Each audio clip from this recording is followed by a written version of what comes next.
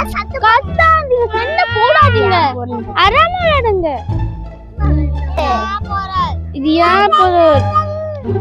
இது எந்து?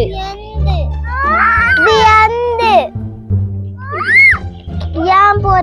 அக்கா வாங்கப்பா, வீட்டுக்கு போற டைம் ஆச்சு. அப்பா திட்டுவாரு. அப்பா இருந்தானா நான் பாத்துக்கிறேன். இப்ப நம்ம விளையாடலாம்.